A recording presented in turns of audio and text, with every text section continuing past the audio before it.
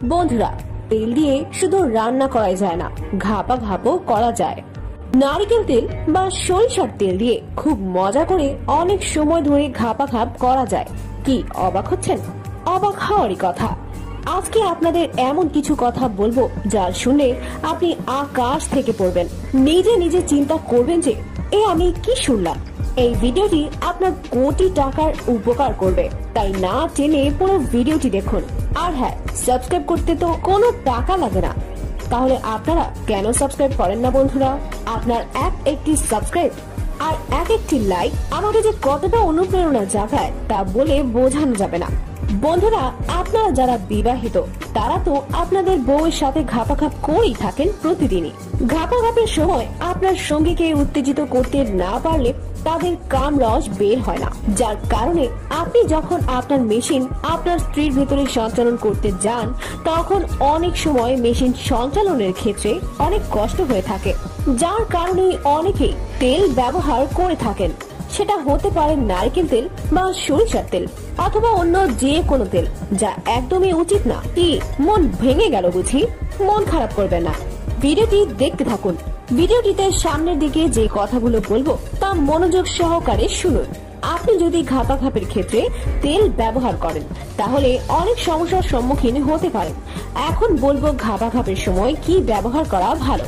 ঘাপাঘাপের সময় সরিষার তেল বা অন্য কোনো তেল ব্যবহার করার কি কি ক্ষতি হয় এবং এর জন্য ডাক্তারি কোনো ওষুধ আছে কিনা, তাহলে শুনতে থাকুন।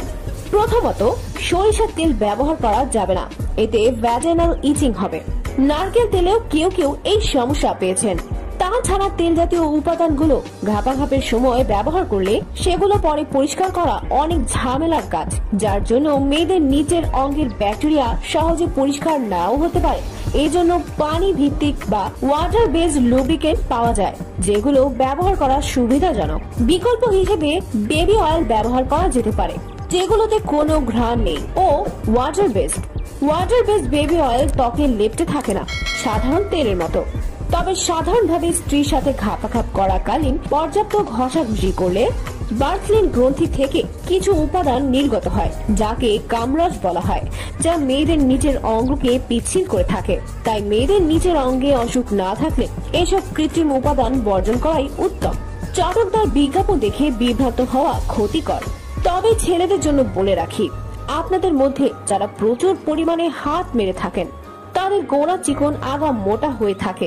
এই সমস্যাটা বিশেষ করে হস্ত ঘাপাঘাপের ফলে হয়ে থাকে। তবে যারা সপ্তাহে 1-2 বার হাত মারেন তাদের এমন সমস্যা হওয়ার কথা না। তবে যেহেতু হাত মারা হারাম, তাই এটা থেকে নিজেকে বিরত রাখুন। বিয়ের বয়স হয়ে গেলে বিয়ে করে ফেলুন। আর যদি আপনার ঘাপাঘাপের জ্বালা বেশি হয়ে থাকে কিন্তু বিয়ের সামর্থ্য না হয়ে থাকে তাহলে আপনারা রোজা থাকুন বেশি বেশি। আর না হয় যখন আপনার ঘাপাঘাপের বেশি ইচ্ছে হবে তখন ব্যায়াম করুন, তাতে আপনার শরীর দুর্বল হয়ে যাবে, তা থেকে বিরত থাকতে পারবেন।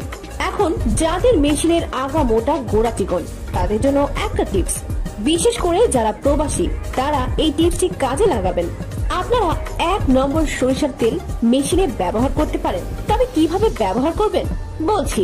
আপনারা প্রথমে আপনার অঙ্গটিকে পানি দিয়ে ধুয়ে নিন ভালো করে। তারপর আপনার অঙ্গটাকে একটু উত্তেজিত করুন। তারপর আপনার হাতের তালুতে 10 থেকে 12 ফোঁটা বা পরিমাণ মতো তেল নিন।